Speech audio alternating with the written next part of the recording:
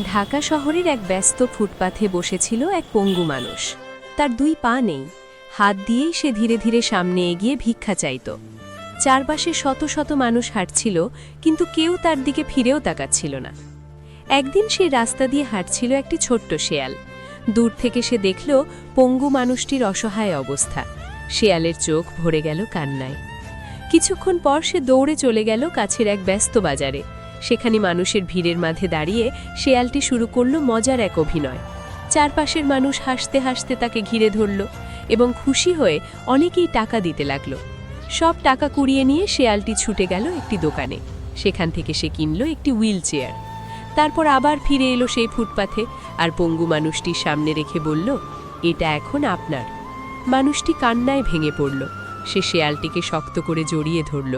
চারপাশের মানুষও আবেগে ভেসে গেল, কারণ সেদিন সবাই দেখেছিল একটি ছোট্ট শেয়ালের হৃদয় অনেক বড় বড় মানুষের থেকেও বড়।